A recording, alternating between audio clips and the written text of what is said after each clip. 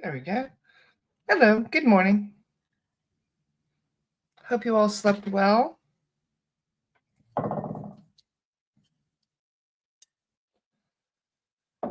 Just gonna light some sage as I always do.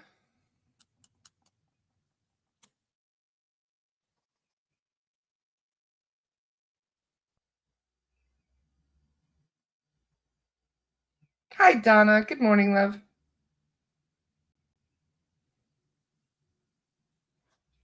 How's it going?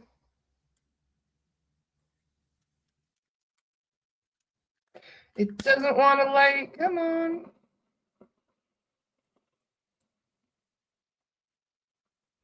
There we go. Now it's lighting.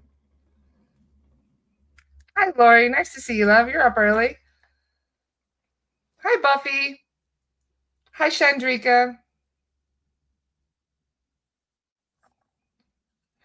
Chandrika, that one case you sent me, I'm wondering how that gentleman is doing. Has there been any improvement?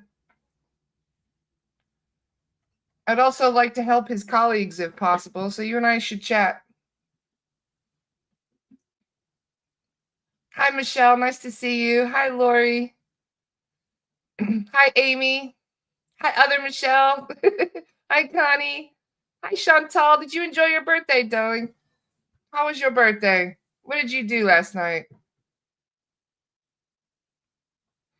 Hi, Marissa. Hi, Luke. So much better. That's wonderful to hear. Please keep me updated on that case, hey? I'm happy to have another look. Hi, Sharon. How are you feeling today? Nice to hear from you, love.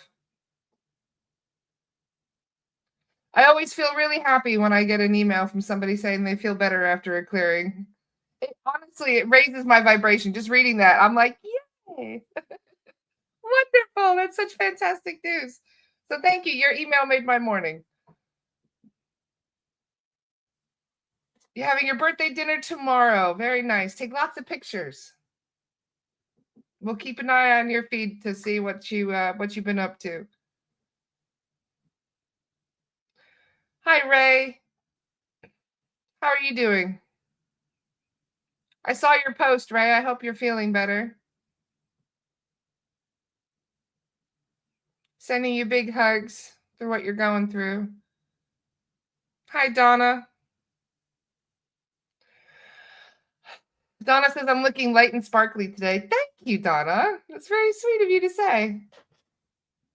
I'm excited for the weekend. I actually have double practice sessions today, and I'm really kind of excited about it. I'm looking forward to it. It's a lot of time to hang out with Spirit today. So we've got the Lost Soul Rescue that will be today, and then we've also got the practice session with Kat.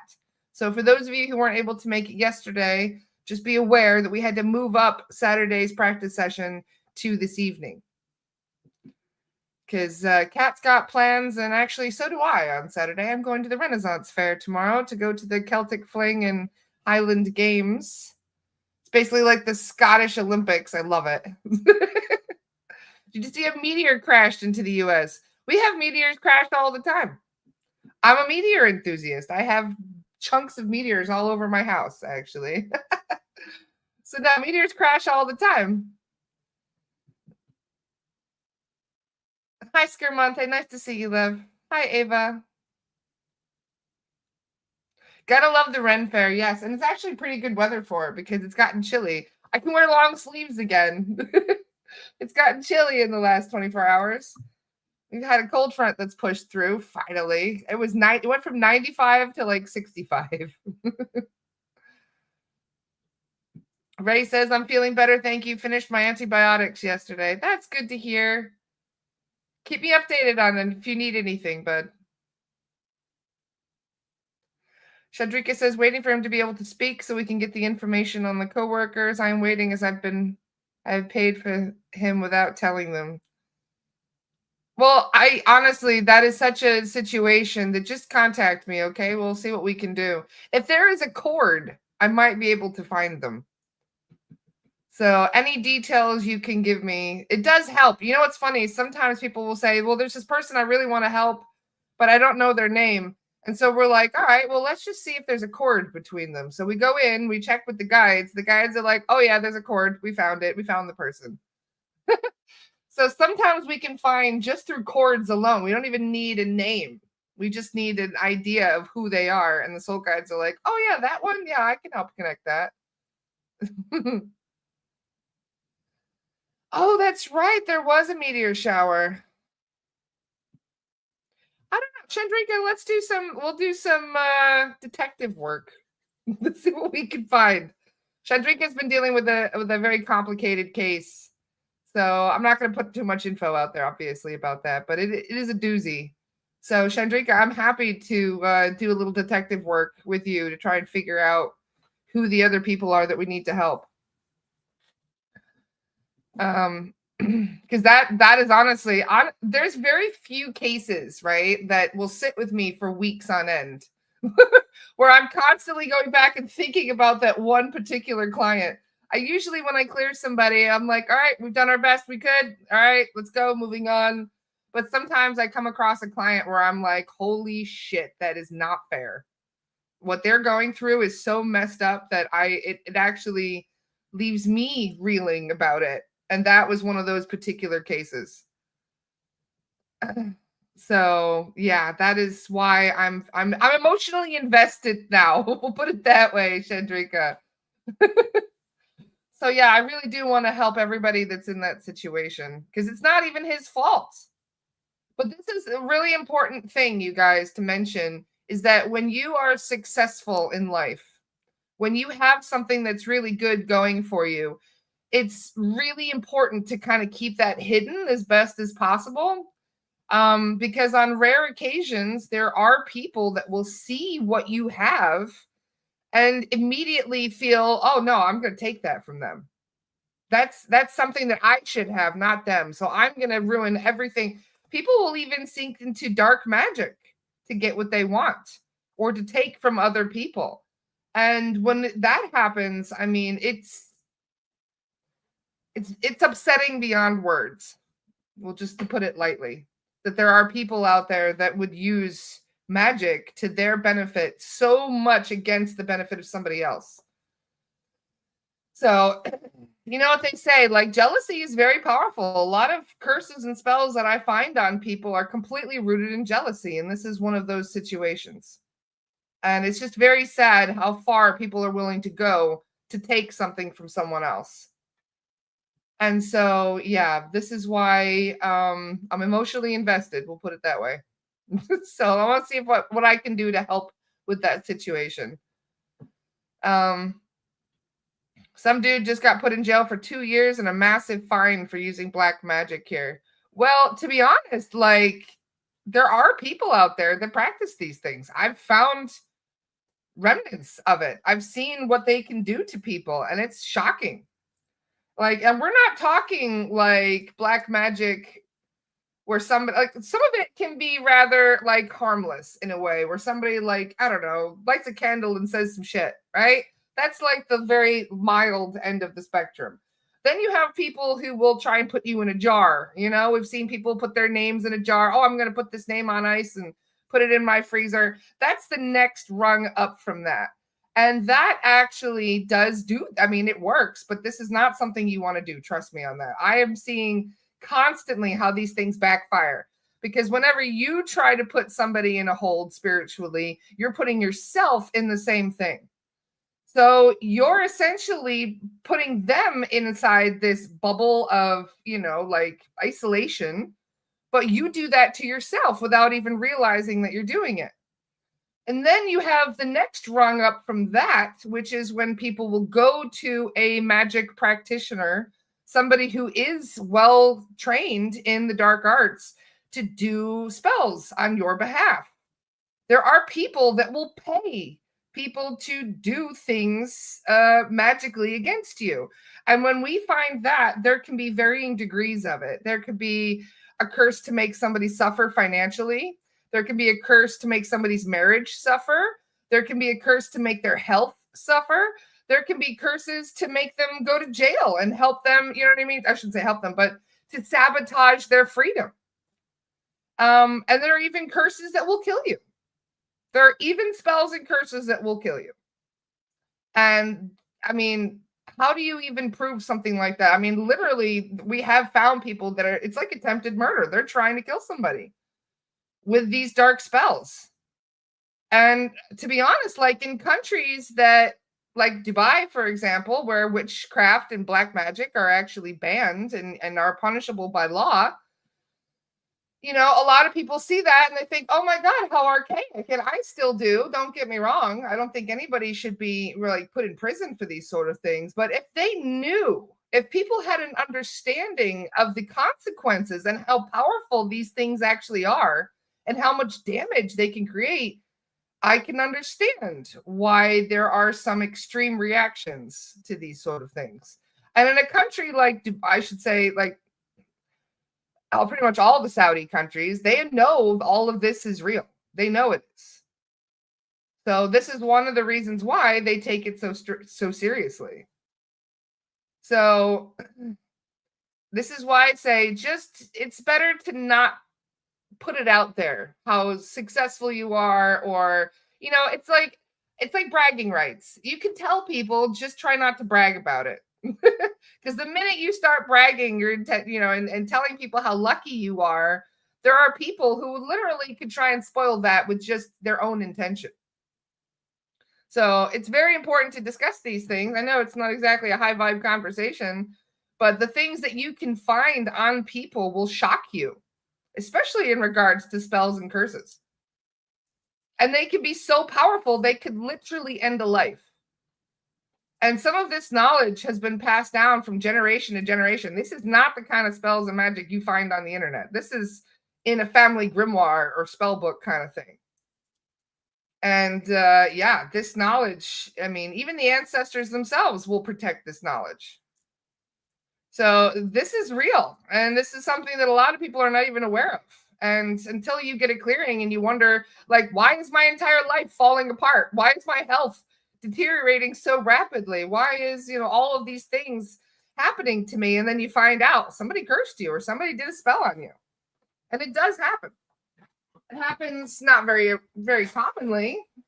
The very first time I found a spell was one of my friends, actually. He started dating this girl, and he started like removing himself from certain social situations. Like he just wouldn't hang out anymore. And we were wondering why. And he ended up moving out of state with this girl rather quickly. And we were a bit shocked. Like, what do you mean? He's got wife and kids and all this stuff. It's an ex-wife, but they were still good friends. And so, we were about like, what are you doing? You've got a job here, you've got a place here, you've got people that love you, and you're just going to pack up and move to Georgia with this chick? And he did. He packed up and disappeared, stopped calling his kids, stopped getting involved in all the things, just vanished from everywhere. And we're like, what happened to him? So I check him just to make sure he's sovereign. I was just wondering if maybe there was some kind of an attachment that was causing problems. So I check in on him and so what had happened, now dark magic will affect your etheric body. And we're not talking the physical body mostly, or we're talking the etheric body. So they will start messing with your astral version of yourself. And his astral version was hogtied. When I found him, he was hogtied completely, like hands bound, feet bound, couldn't move, couldn't make a plan, couldn't decide anything for himself. He was completely beheld to her intentions and her will. And so I was like, fuck that. And I took all that shit off of him. Our guides removed all of the bindings from him. And I was like, all right, maybe this will help him to realize, that the woman he's with is, like maybe his intuition will speak louder now that he's not fucking hogtied in the astral. So the next day, something told me to do a recheck. And I was like, let me just check him to see how he's doing. When I went back to check him, I didn't just find him hogtied again. I found him wrapped in barbed wire. I found his heart was in a box. Like literally his astral heart was removed and placed inside a box. This is very like Snow White type sounding, isn't it? I know. And then we found a fucking toad in his throat, like a toad embedded in the throat. And I realize how all of this sounds. And I'm like, how would this affect his physical body if his astral body is like all of this? And they said, well, first of all, she knows you tried to undo the spell. And that's why she tripled down on the spell when she found out you removed it. And I was like, how the hell does this witch know I removed it? And they were like, oh, she's dark practitioner of magic. She knows. She knows immediately when somebody has reversed one of her spells. And I was like, it's like, oh, let me get this chick. So I went to do a clearing on her because I was like, well, clearly she's not fucking sovereign. So let me see what I can do about the situation. I went to clear her, and you'll never know what you'll. I was so shocked and nearly fell out of my chair. The guides told me she couldn't be cleared. And I was like, why? Why couldn't this woman be cleared? Like, what do you mean she can't be cleared? And they said she's a dark walk-in. The original soul has already vacated. It's already left. I was like, holy shit. You mean to tell me she's been body snatched? And they said, yep, she was. So long story short, she had severe attachments in her youth to the point where they tortured that soul mentally and she left. The original soul left. And so I'm like, what's inhabiting the body now? And they said demonic. I was like, she is literally a demonic in human form. And they said, yeah, the original soul's gone. If you were to clear that demonic spirit now, she would die. Like literally, there'd be nobody occupying the body. So I was like, shit. So I checked him probably 4 or 5 times a week for like 2 weeks, 3 weeks. And so even to the point where my guides were like, look, he's got a carrot dangling in front of his face. And until he, realizes that he's unsafe, there's not much that we can do. And so I was like, all right, I'll just support him from afar. So every once in a while, I would check up on him to see how he's doing. And I'd find a whole bunch of shit on him and I'd remove it. And I'd clear the house. And I did message him and I told him, like, look, you're in a serious like situation here. And I straight up told him. He didn't want to listen, of course. So anyway, this came to a head like 3 months later. I get a text from him and a friend of his saying, hey, do you have any cash to help him get back up to New Jersey? And I was like, dude, yeah, like, of course, absolutely. You can count on me. What's going on? So I spoke to him on the phone and he told me that he was in the middle of the night. He was sleeping and he woke up hearing a noise. And on his side of the bed, he rolls over and she's standing there with a knife. No joke. I'm not even kidding, you guys. He woke up in the middle of the night to her standing over him like, And so he jumped out of bed, freaked out, pushed her over, grabbed his shit and ran out the house. And he came straight home. He's been in New Jersey ever since. He left. He was like, I'm going to be murdered if I stay in that house. And I was like, I tried to tell you. You didn't want to listen. So somebody needs to keep an eye on that woman. It's like, holy shit. But this is what I mean. This is the kind of thing, like when you look at somebody's in a really messed up situation and you're like, why isn't he thinking clearly? Why isn't he making good decisions? Like, how can he be so dumb to fall for something like that? And then you look into what's going on, actually, what's actually happening energetically, what's happening, in the astral around him, then it made sense. I'm like, holy shit. Okay, now I get it. And so he's lucky to be alive. Like I told him when he came back up, I was like, dude, like you have no idea how lucky you are to be here still. And he's like, no, I think she would have killed me if I had stayed longer. And I was like, she would have just blamed it on insanity. And she had a good ploy. She had a good, case to argue insanity, considering, she was literally body snatched. She's not even there anymore. You were dating a demon in human form.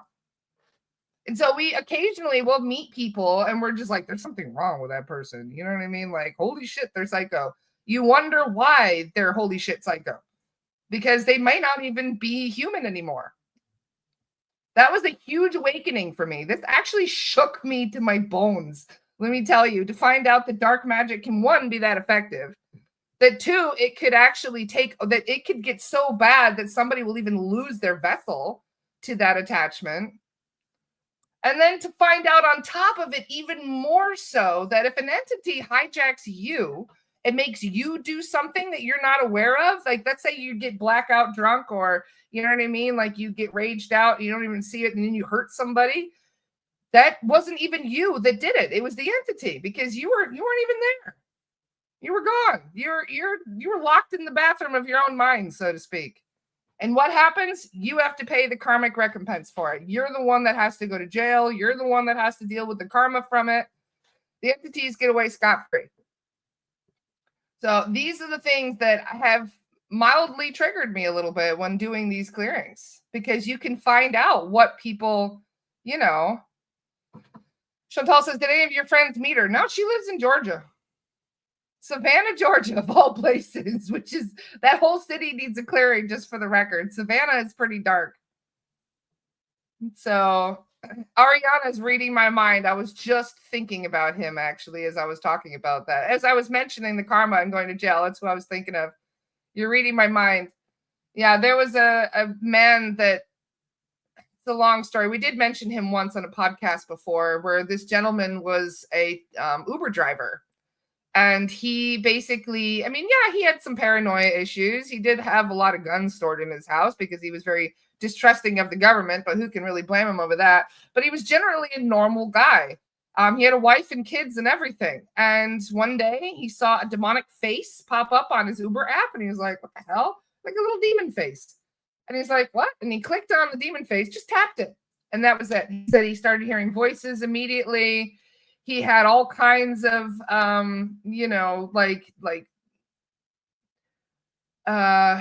impulses. That's the word. Impulses that were not normally his. And the next thing you know, he checked out. And as he checked out, his vessel went on to murder 8 people. And he had no recollection of any of this, had no idea any of this. In fact, he even argued it in court, saying, look, I'm taking the insanity plea. I don't remember anything. I don't remember absolutely anything of hurting anyone. And so this guy, this was in Kalamazoo. And so anyway, this guy went to jail, for murder. He killed 8 people. And sure enough, Dr. Palmer, who was my mentor in all of this, who I've learned all of my, stuff from, Dr. Palmer was curious as to what's going on, because when he saw that in the report, the guy blacked out and had no memory of hurting anybody, he was like, hang on, I want to have a look at this. So Dr. Palmer and another medium tuned into that guy, and they found a shadow on him. I believe that shadow would have been like a level 4, personally, is what we would consider it to be. I'm not sure if it was an entity of some kind, or if it was a galactic of some kind, or it could have been just an old world demon, or it could have even been, the way that it made it sound was that it was an earthbound, like a very twisted, evil earthbound, which, if you spend thousands of years as an earthbound, you end up pretty badass as an earthbound. This is where poltergeists come in. Poltergeists have had thousands of years to basically to save up energy and to learn how to manipulate matter and all kinds of stuff. So they're a more beefed up version of an earthbound.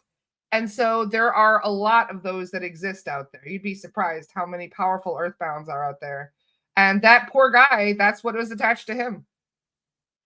And so he had no, first of all, we couldn't clear him because he was too powerful. That one being was nuts.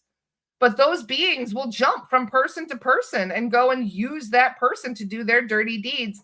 And then when I asked, for those of you who've been watching my podcast a very long time, you might remember the conversation, because I asked Chen about this. I said to Chen, is this something that is is that for real? Like, that somebody else will do the deed using your body, and then you get the karmic consequences from that?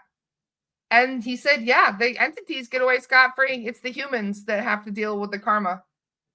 So even if you black out, even if you aren't home, you are responsible because you tapped that little demon face. That was all it took.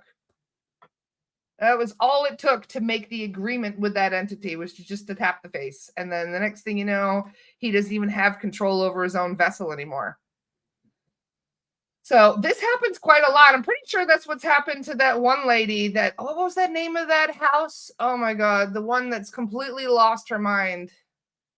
I don't watch horror movies, so I'm trying to think of is it the Conjuring house? I'm trying to think of the name of the woman that owned that house. She's like gone. Like there's, whew, yeah. You can tell that that woman has probably been body snatched as well, considering how far gone her mental health is. It does get to that point though, that the mental, like the attachments are even if they are removed, even if we do clear the entities, if you've had those attachments for so long, it's very hard to recover from that mentally. They break your mind. So it's one thing to have, psychosis created by an entity. It's another thing entirely for the damage that the entity caused to be creating psychosis. And it's not even entities that do this. In fact, this is one of the reasons why I want to talk about this today, is that I have noticed through several of my clients that it's not even entities that are breaking people's minds. Do you know that psychics do it too? Psychics and Akashic Records readers and a few others have done severe, irreparable damage to certain people's minds. And when I say that, I say it's because they've been making up shit.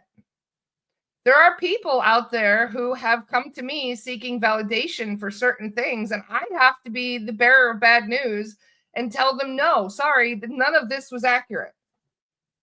There are people that will have you sit down for an Akashic Records reading, and then they'll tell you, oh yeah, you were, I'm trying to think of a name, Cleopatra in a past life. And you've got all this trauma from being Cleopatra. And then you've got Archangel Michael, who's your soul guide, and he's doing this and that. And that's the most common one. How many people? I've had like 7 people come to me and be like, can you please validate if Archangel Michael is my soul guide? And then I'll go in and they'll be like, nope, no, it's not. And then I'll go back to the client and I'll be like, I'm sorry, but that's not accurate. Archangel Michael is not your soul guide. And they'll be like, but this is what I've been told. This is what the psychic told me years ago. I've had 7 people, 7, that have come to me to ask me to validate who their guides are, and it wasn't accurate. And it has actually caused severe damage to their mind, because for years, some people even for decades, have been believing these things about themselves. And so when you go and try and tell them, I'm so sorry, no, this didn't actually happen to you, or, no, this isn't accurate, this isn't who your actual soul guide is, that's an imposter. So many people end up like it breaks their understanding of reality. It becomes a part of their identity. Exactly, Michelle. And, and I know they mean well. Like, I know that many of them are genuinely good people that are trying to help people, And so they'll be like, yeah, you've got all of this soul history. Let me tell you all about the soul history. And then we find out that none of it was accurate. They made it all up. And we're like, why would you make it up? And they're like, well, I've asked the guides, why would they make it up? Some are doing it to make money. Some are doing it because they trust their ego, and their ego is just feeding false information. And then the third is because they have an imposter soul guide who is trying to thwart their readings and their information. So, and exactly, Carolyn's here as well. Thank you, honey. She says, I think a lot of them don't even know they're not speaking the truth. They have imposter guides and contracts. Exactly. So, yeah. Just blocking somebody really quick. Bye. Deleted that comment. Someone just said, show me your boobs. No, you're going away. Bye-bye. It's one of those days today. But no, it is true that we have found several clients that have had their brains basically scrambled by false information, false readings. And then we are the ones that have to be the bearer of bad news and be like, I'm so sorry, none of that was true. So are imposter guides really hard to remove? They're probably one of the hardest to remove. Yes. Yep. They're one of the most challenging to remove. I'm laughing right now because of that comment. It's one of those days. Freaky Friday, what can I say?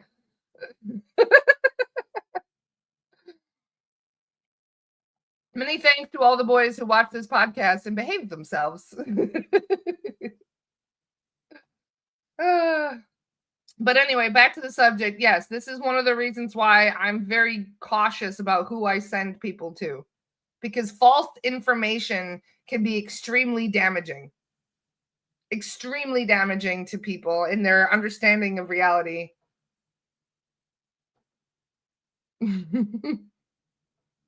Omar says entities or attachments cause blood cancer. Yes, absolutely. In fact, we found this out yesterday, didn't we, students?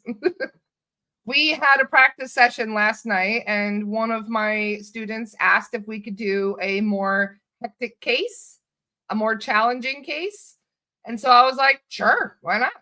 So instead of taking a name from their pro bono, the student pro bono list, I took a name from my pro bono list, which pretty much all my pro bono cases are pretty hectic. So I was trying to choose a name from the list. And as I'm scrolling down, I see the word cancer in big. And I was like, all right, this is the one. I actually got chills when I saw it. I was like, this is the case. So this is the one that we sat down to clear as a group yesterday. I think there were 42 people in the class, which was really nice to see. So we looked into this gentleman's cancer, and it's a long story, and this is something we've also found from another client recently, that what will happen is that you'll have an agreement to have cancer or to have some kind of a tumor, right? Where it's supposed to be a small one, you're supposed to learn from it, and it teaches you how to be a better person, teaches you how to appreciate life more. Having cancer, especially in a small amount, will really kind of like shift. It's like having an accident. It shifts your whole perspective, right? It makes you kind of reroute your life and take account of what's truly important, and helps you to kind of realize what's not important, right? This is what near death experiences are meant to do. They're meant to show you the important things in life and help you to just reevaluate what you're supposed to do. So with both of these cases I've done in the last 24 hours, this includes the one that we did as a class yesterday, we have found that entities will see that contract, will see that agreement that you made, and they will ruin it. They'll be like, oh, you've got cancer? Let me just make this 10 times worse than it was meant to be. Let me just put some implants in within the cancer that will make the cancer grow 10 times bigger and more aggressively than it was ever supposed to in the first place. So rather than having a spiritual awakening through the cancer, which is what they were supposed to have, they'll end up killing them. They end up stopping them from having the awakening, and they end up stopping them from being able to learn the lesson. And it ends up thwarting their spiritual awakening that was supposed to occur through the cancer. And instead, it ends up making it way, way, way, way, way, way worse. And this is exactly what we found. Both cancer cases I checked yesterday, both of them, exactly the same thing. Where there was a cancer that was supposed to be a lesson, and then they made that cancer 10 times worse, made it bigger. We find implants in there that are literally designed to grow the cancer larger. And what did I say to the students? Exactly. As soon as I saw the word cancer, I thought, let's just have a look and see if grays are involved in this. And what did we find? 5 little fuckers. There were 5 of them on him, not to mention the reptilians that were also there as well. So not only are they experimenting on him and treating him like a fucking guinea pig, but they're also trying to like manipulate the family members who are stressing. They're feeding off of that person. They're literally draining his life force energy. As you can tell, this gets me emotional. I'm like, rah, rah, rah, it gets me so mad.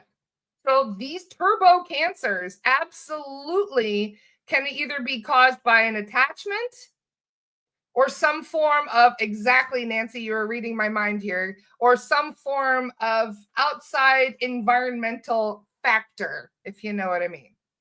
But usually it's both. We've got a new guy right here. Jason just said reptilians is the reptilian brain. Now, I deal with actual living, breathing reptilians, just for the record. I'm not talking about the reptilian brain. I'm talking about lizards, big ones. Okay. They may be astral psychic attacking people, but the damage they do is no less real than any form of physical attack that you would have on yourself. They are very real.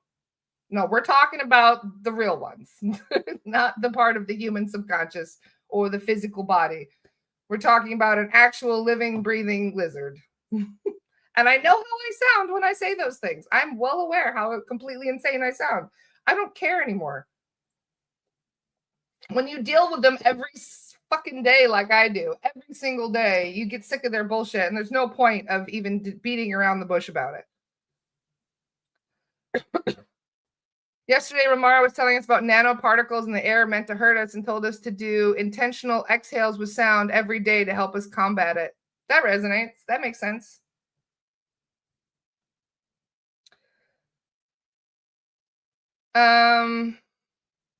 Yes, Ray said they found a blueberry-sized ball in my right lung. Now I have to wait 6 months for another CT scan to see if it's growing. What do you think it is? It's hard to say, you know. We'd have to ask the soul guides what it is.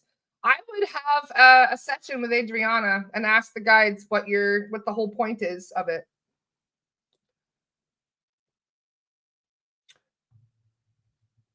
A lot of people wonder why they even do these things, and it's experimentation. Why do we do experiments on animals, if you think about it? Why do we experiment on rats and give rat cancer and mess with the rats and then see, okay, well, why, are we doing this right? Are we doing that? Like, how, people give rats cancer all the fucking time. So why do you think they're giving humans cancer? Very similar reasons. They're doing experimentation.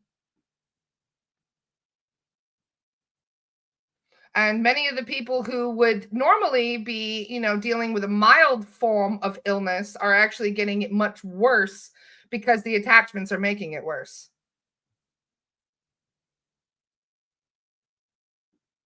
Can I get the link to Adriana? So yes, she is the most accurate, authentic Akashic reader I know.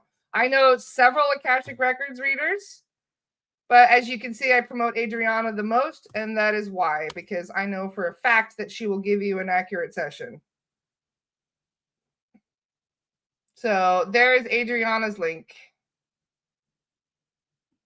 She also has Meet Your Soul Guides chat. So if you need to, have a conversation with your guides and you want to know, like, why did certain things happen, that is the best way to find out. Omar said, this was probably answered in the past, but can we schedule SRT for someone else that we believe may need it? Yes. We get consent from the higher self before we do the clearing. So if we get consent from the higher self, then we can do the clearing. It's not a problem. So even that person doesn't even need to know that the clearing has happened. So let's just say you have somebody in your family who really needs a clearing, but is completely, ignorant of all of this stuff. And if telling them these things would help actually make things worse, it's better to not even tell them. Just get them the clearing and give them some advice on how to stay sovereign afterward, like avoid negative things, avoid negative news and that sort of stuff to get their vibration back up. So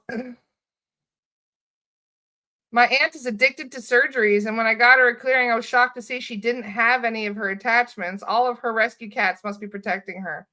Keep in mind, one of my best friends has had quite a few surgeries, and I was curious, and these are like appearance wise, plastic surgery kind of thing, where she's just changed her appearance a few times, and we were curious as to why she likes it the way she does. She actually likes it. So we we looked into this, and you'll never guess. Can somebody guess why a human might, from a past life, like doing these sort of surgeries on themselves? Any ideas? Go back really far in history. I'm curious if anybody can figure out why someone might like psychic or might like plastic surgery now if they've had it in the past. Any ideas? Bingo. I knew Michelle would nail it. Of course she did. Atlantis. Exactly. Mwah, you guys are so smart. Yes, exactly. Atlantis. She had tons of experiments. She had wings and all kinds of crazy shit back in the day. Nope. Atlantis. Atlantis, they used to do plastic surgery on everybody. You could even buy wings. You could literally buy wings and have like ISIS wings. Yep. And she had a lot of that back in the day. So they were like, she's used to it in a way. She still remembers being able to alter herself exactly meticulously to the degree that she wished. And so even now, there are people that still have, that enjoyment of being able to alter themselves specifically in different ways as to how they wish to appear. And I mean, whatever, as long as you're happy, you can do whatever you want to your body. Nobody has the right to judge you based on what you do with your body, period. I don't care. Politics aside, I don't give a shit. It's your body. You picked it, you designed it. And yeah, there may be things that you might not like about it, but you still designed those things. Think of it as a car, right? Like, you designing your body is very similar to like calling up a dealership and being like, hey, I want these exact specifications, the exact perfect specifications.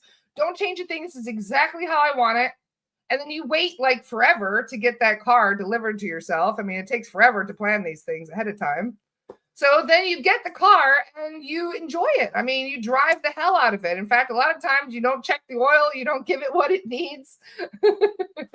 Right? And then after 30 years of driving that car, you're like, man, this car doesn't run anywhere near as good as it used to. And you're like, shit, all right, I should have done the tune-ups. I should have been really good at changing the oil. I should have been giving the car everything it needs. But now the car doesn't work as good. And there's certain things that are broken on it because you were abusing the car a bit much. And now you're like, fucking dealership. Now you blame the dealership. You're like, you gave me a faulty car. And it's like, no, you've beaten the shit out of that car for 30 fucking years. You're not getting a refund. We're not changing anything. It's kind of like that, where we designed all of it. And then we're just like, after 30 years of beating it up, I feel like I need a refund here. I feel like I need to send it back to the dealership. Blame the dealer, blame the factory settings, you know what I mean? But that's what you wanted. This is what you designed. And most people are not taking care of their bodies. You take better care. I've met so many men, let me tell you, so many men that take better care of their car than they take care of this. They'll make sure that, their tires are always checked. They'll make sure that their oil levels are perfect. They'll make sure that they're getting tune-ups all the time. They're making sure that that car is running flawlessly. But if you check if that man is hydrated, I almost guarantee he won't be. He's not checking his own levels, if you know what I mean. And it's funny how much we do that as humans. We'd rather our tools work properly than ourselves. So, yeah. Margaret says, I personally feel attacked with this topic. I'm the same way. I've let shit go way too far. Like, I have, it's one of those things where it's convenience tends to take over. Then sometimes when things are convenient, it makes it so you're not taking as best care of yourself that you could have. Cahill says, yep, that's me, car guy. We'll see. And then we blame the dealership and we're like, you know what? You gave me a faulty car. And it's like, no, you didn't take good care of it. You were supposed to take better care of that car and you didn't.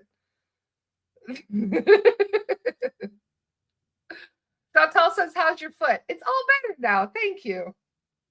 I fixed it. So, take a look under the hood every once in a while. Just see what your car needs. Give it the needs. All right. Give it the things that it requires to make sure that it's going to run properly. Because you're going to start to realize you can't get spare parts as easily as you thought you might.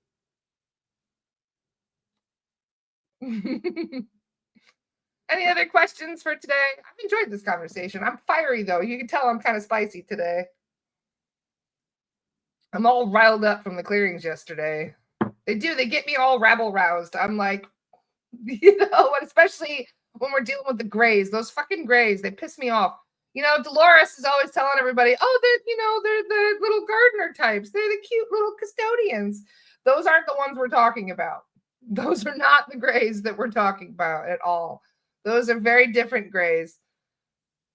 We're talking about the stinky ones.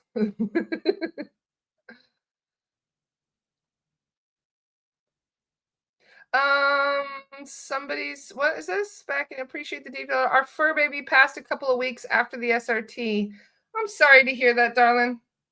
Sorry to hear about your fur baby. I do animal checks. If you look at my website, they're $40, but you can do them. It's spirit release and lost soul rescue. So if you have an animal that you're concerned about that may not have crossed over, especially if they died under any form of substance like anesthesia, or if they were euthanized, it does make it harder for them to cross over. So yeah, you can go on my website and you'll see there says animal checks. Just let us know when you guys book those, just let us know whether or not the animal is deceased or not. If it's a spirit release, we will do the full clearing to make sure there's no attachments and everything on the animal. Make sure, because animals pick up attachments just as much as humans do, just for the record.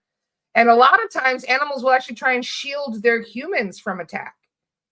We cleared a dog the other day, and the dog was a little staffy, and this staffy was trying to protect the owner from a demonic that was in the house. And the staffy actually had the demonic on him, not the owner, for that reason.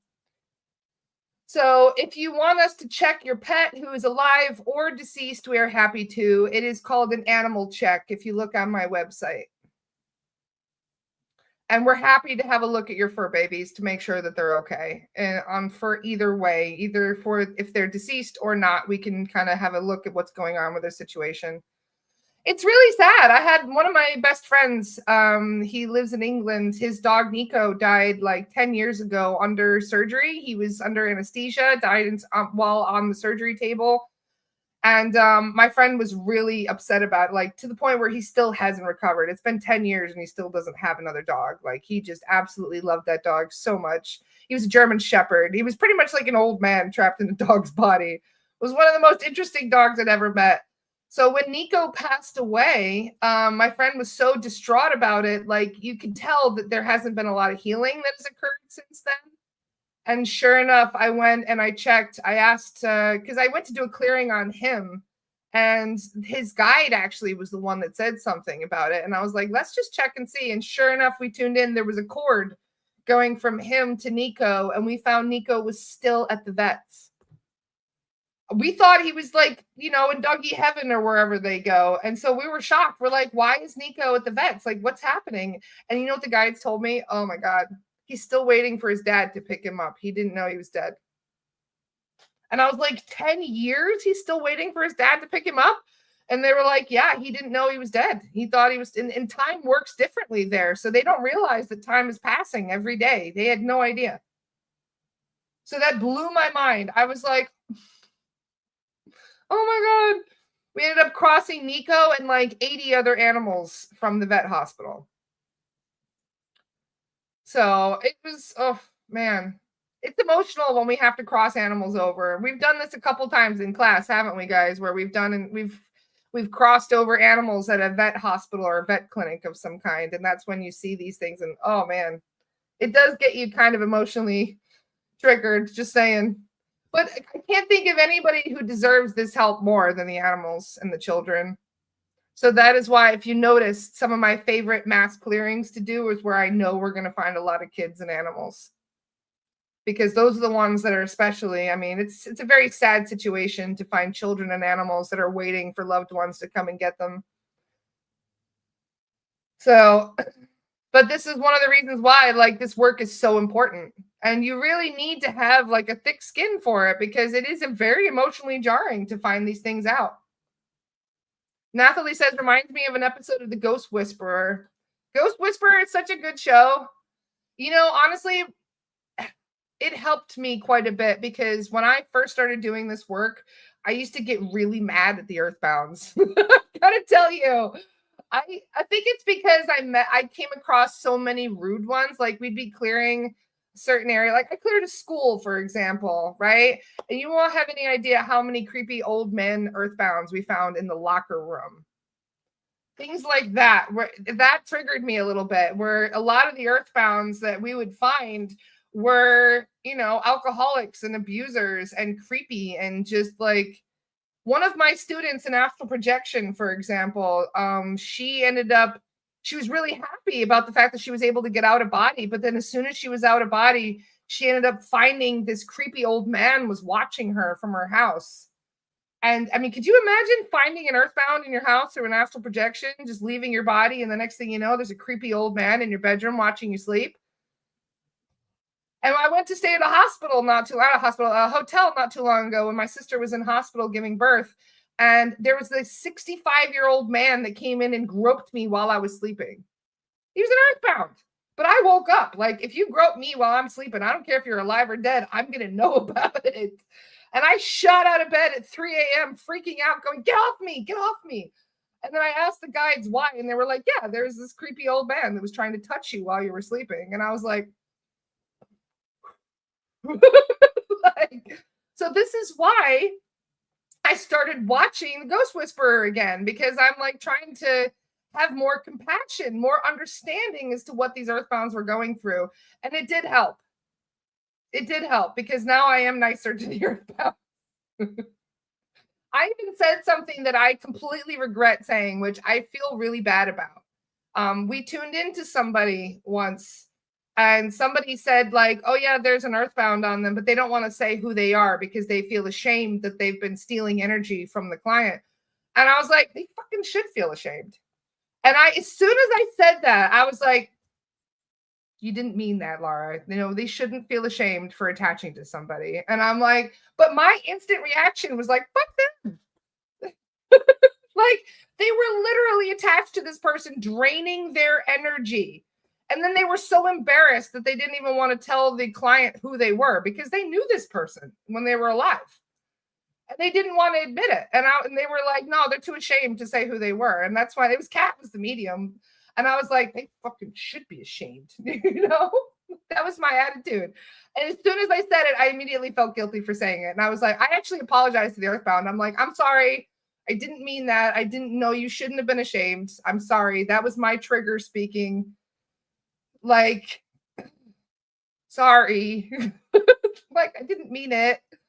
Because no, they shouldn't feel ashamed. That's wrong. I shouldn't have said that. But at the same time, that's how easily triggered the earthbounds get me sometimes, where I'm like, like there's one person, for example, right, that had chronic health issues, and she started these health issues 2 years ago. And then she was like, it's very strange that all these health problems came out of nowhere, especially after a lot of these health problems were the health problems of my great aunt. Her great aunt died. And the next thing you know, she's got all these health problems. And guess what we find on her? The great aunt. The great aunt that died transferred her health problems to her niece just because she was attached to the niece energetically.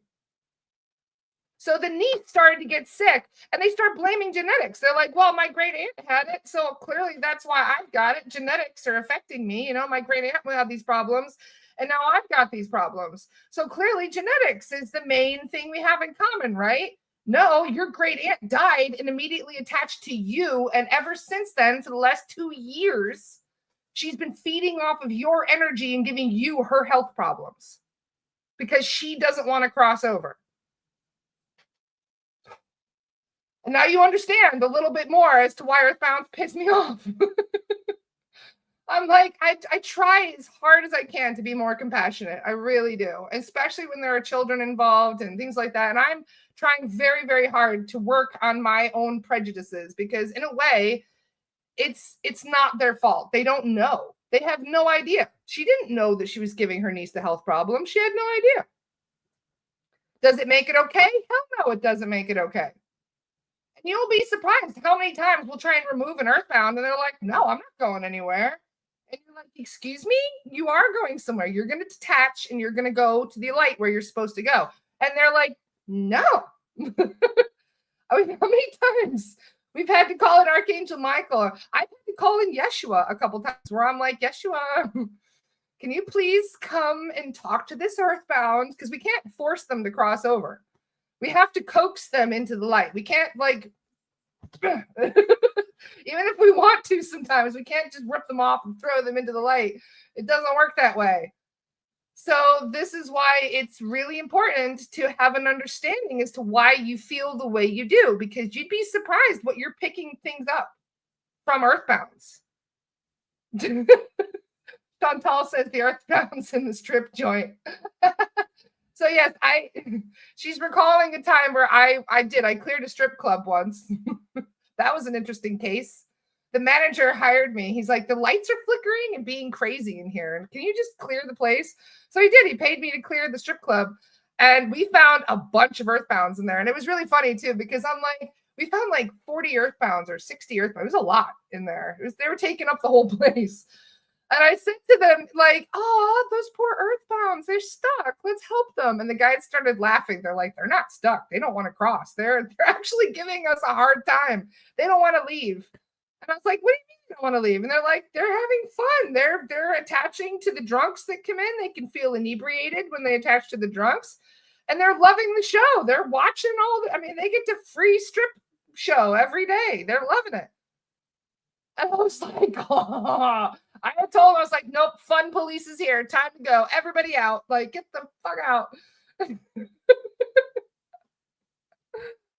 my God. Margaret says earthbounds addicted to titties are the worst. Well, there you go. Most of them are. A lot of them don't want to cross. I even tried to clear my mom. My mom and Tim, my stepdad, they go out to this restaurant every Thursday for dinner. And I went with them to this restaurant, and it's got a bar area attached to it. And we're hanging out in there, and I felt somebody doing this.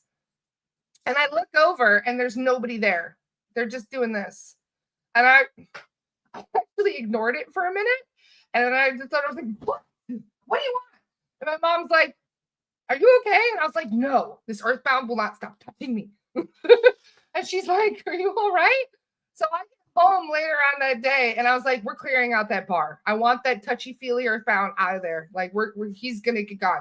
And sure enough, we tune in, and they're like, oh, yeah, we know exactly who that was. He's going to cross over. They were all ratted him out. All the earthbounds were like, yeah, that was Jim. All the earthbounds were like, yeah, that was him. He did it. He did it. So it was kind of like, yeah, it was like the fun police arrived and kicked everybody out of the bar. And they were not happy about it. They were not. They wanted to stay there and continue to get drunk off of the people coming in to drink. Because as soon as you come in to drink and start to feel inebriated and they attach to you, they can feel drunk. So I was like, no, no, all of you are out. And they don't argue with Yeshua, though. That's the funny thing. If we call Jesus into the bar, Yeshua, make them all leave. He's like, all right, everybody needs to leave. And they don't argue. They're like, okay, all right. It's one of the best. Thank you. It cracks me up. Could you imagine being like a dead person in a bar, hanging out, drinking, and all of a sudden Jesus pops into the room and he's like, this is how we have to clear out certain areas, because sometimes the earthbounds are like, no, no, we're not going anywhere. And that's when we need to call in the enforcers. We'll put it that way, right? Never a dull moment with earthbounds, let me tell you. It's the wine guy, Jessica said.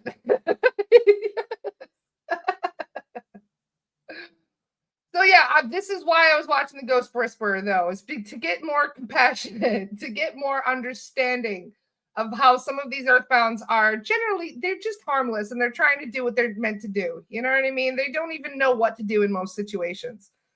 But at the same time, as you can tell, they get on my nerves a little bit, especially when they're like, keep your hands to yourself. Like, nobody liked that when they were alive. So why would you think we like it when you're dead? No. Like, stop touching me. They'll even come up and like poke my face. Like, I'm very sensitive to touch. Like, if something touches me, I know immediately. So yeah, that's one of the, and especially if I get touched and then I get goosebumps all over, I'm like, yeah, that was 100% a dead person that just touched me. Like, no doubt. And it does, it still gets me going.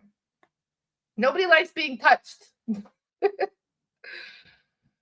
that's my big rant for today. I'm excited to have class for today. We have the Lost Soul Rescue that will be in an hour from now, give or take. Yeah, an hour from now. Yes, an hour from now.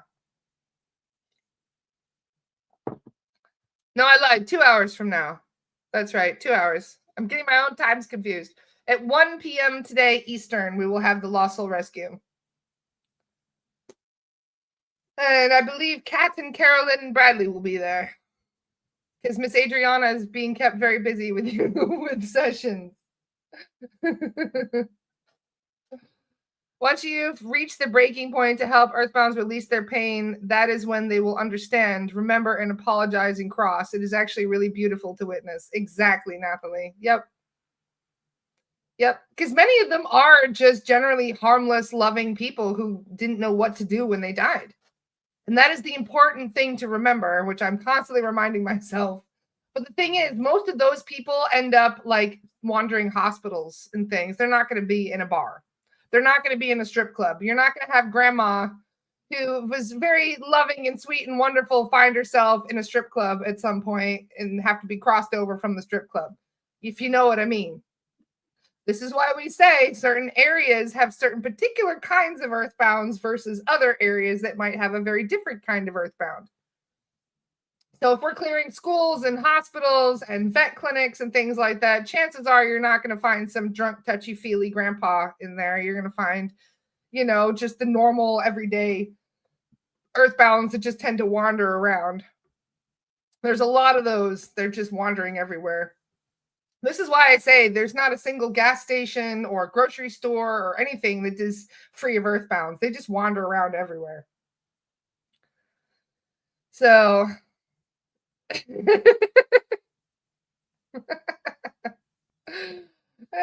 laughing so the coach is being the den mother at the club. Well, you never know. Maybe in death they can let their hair down a little bit, if you know what I mean. They don't have the judgments from the living anymore. Dana says, I don't know about that. I think you can find my grandma in a strip club. She liked to have a good time. Laura, if you could post last week's Lost Soul Rescue, please. Is it going to be on Astara only? The reason why I haven't posted the last two, or at least I can't remember. Tina is the one that posts them for me because she's wonderful and my schedule is very full. I will ask her to post it for us on Astara, but yeah, I could post it in the group as well. The reason why I haven't been doing them as normal is because there have been student practice sessions. So rather than having like 6 to 8 people like we normally have during a Lost Soul Rescue, we've had 40 plus. And so it's a very different vibe, if you know what I mean, when you have 40 students in there versus 6 or 8 students in there. But yeah, I don't mind. I'll post it today. Why not? It's exciting to see you guys kind of getting into this. And for those of you who are mediums, like, you're more than welcome, especially during the Lost Soul Rescue, to speak up if you sense anything, because that's what these practice sessions are for. Yes, the facilitators are getting their practice and how to conduct themselves during a clearing, but the mediums are also getting practice. And I'm hoping that many of you are being validated, because as soon as we ask a question, you should have an answer pop into your head. Just clear knowing, just boom, I already know the answer. Kind of like how when I said, when I knew I found out I had a new guide, and as soon as I said to myself, I wonder what my new guide's name, boom, knew it immediately. I couldn't even finish my sentence. And I heard the name Fergus in my head, and I was like, make that up. That is too original for me to make up. And sure enough, I was right. So if something just pops into your mind that quickly, that is an answer. So write it down and see if it'll end up being validated by what the mediums say as they're doing the clearing. And you'll notice it builds your confidence, because you're like, oh yeah, nailed that. Oh yeah, that too. So you'll be tapping into the info stream, so to speak, from the soul guides. It kind of reminds me of like a group call, and when you tune into the group call, you get more accurate information coming through. So it said, can we sign up for these classes if we have zero experience in anything? Yeah, absolutely. I'm not a medium or have senses, but want to learn. Well, first of all, everybody is a medium. Every single one of you is a medium. It's just that many of you are untrained mediums. Every human on earth is a medium of some kind. It's just that we turn off all of those abilities within ourselves without even recognizing that they're in the first place. So you're either a trained medium or a non-trained medium. Okay? Everybody's a medium. So yes, you have inherent spiritual gifts. And if you are interested in adapting those, we teach all kinds of classes.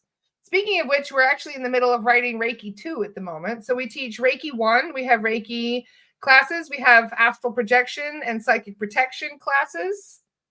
And I also teach spirit release. And none of these things have any requirements about spiritual background or anything like that. You can get what you need to know from these sessions, to do this work from the training. In fact, I have noticed that a lot of times when people are already trained in these things, they have to go through a period of unlearning and relearning some things that were inaccurate from training before. There's a lot of misinformation out there, and we end up uncovering quite a bit of that through the soul guides. What about a half-trained medium? Even better, Elaine.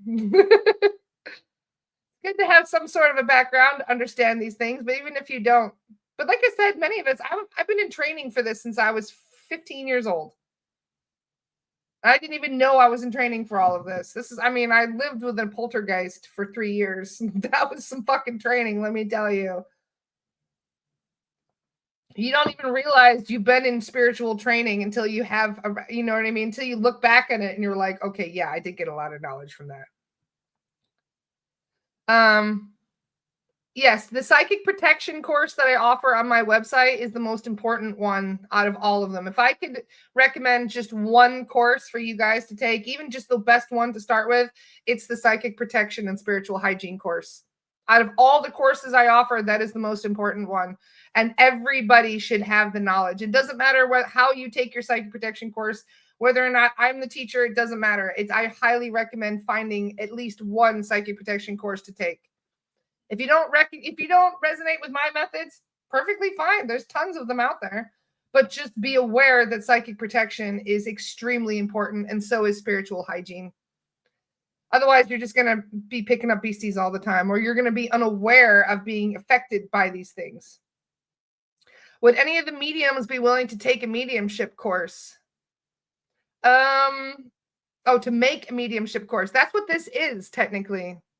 We are going to be planning a more medium-focused group, so that way the mediums will be able to have more practice one-on-one and directly in a smaller setting. That is part of the plan. But, if you're in my spirit release course right now, especially level 2, then you're already in a mediumship course. This is a mediumship course. You're being trained how to do mediumship with soul guides.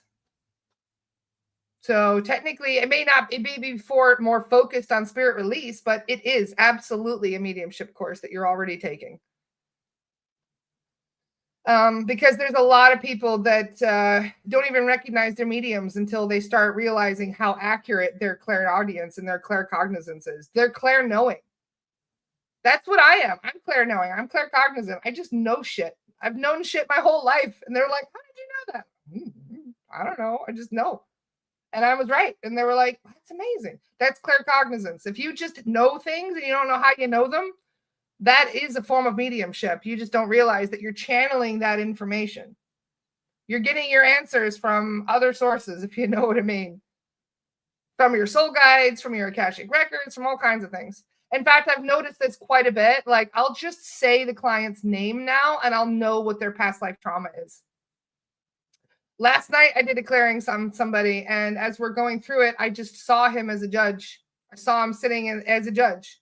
He had the gavel and everything, And then as we get down into the karma, they're like, oh, yeah, 2 past life resonances. And I said, is one of them a judge? And they were like, yeah, it is. And I was like, I fucking knew it. I seen him with his little gavel. He was like a judge in the 50s, though. It didn't look like, it was like last incarnation. It looked like about the 1940s, 1950s, give or take. It wasn't like the big wigs and all of that type of judge. I just saw it clear as day in my head. And sure enough, I had it validated. Happens all the time actually now. So you'll start to notice as you start doing these clearings, you'll just all of a sudden start seeing things in your head and you're like, where did that come from? And then sure enough, you find out that it was accurate, that it's coming from the client. And I have wondered that. I was like, am I like pulling that from the Akashic records? Am I getting information from my guides? Or am I getting information from his guides? Like, I'm just wondering where that information came from. And the soul guides were like, it's both. You get it from the Akashic records and you're getting it because we're discussing it. The two soul guides, the soul guides that I'm working with, which is the client soul guides, well, you know what I mean? Because your soul guides, and then there's my soul guides that we work with. And they'll talk to each other. So as I sit down to do the clearing and we tune into the client's energy, my soul guides, or I should say the medium soul guides, are going in and talking to the client soul guides to be like, what's going on here? How, you know what I mean? Like, they're getting a little bit of background information here and there from the client's own guides. So this is where we get a lot of information about your past history and trauma from your past lives and all kinds of stuff. The most common one that we find, the one that I can identify the easiest, is a witch wound.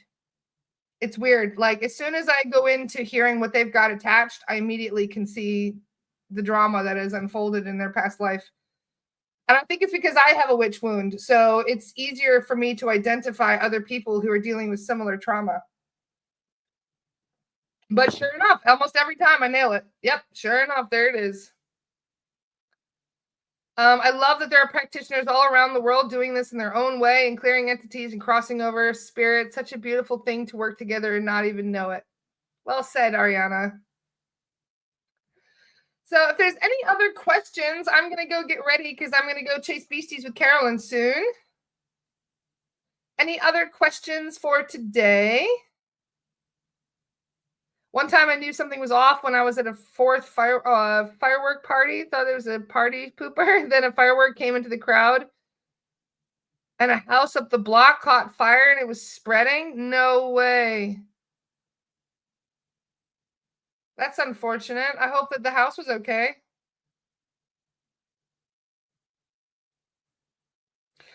So any other questions for today? When will the date for Reiki 2 be posted? As soon as we are done writing it. Reiki 2 is probably 3 times more challenging than Reiki 1 for us to write, considering all the little symbols and things that are going to be taught in that class. So it is going to be a more challenging class. Who is on the lineup for next week? Good question. Keep in mind that I will be taking some time off. We've got one more week until I leave. I'm going to go visit Adriana in Grenada for a little over a week.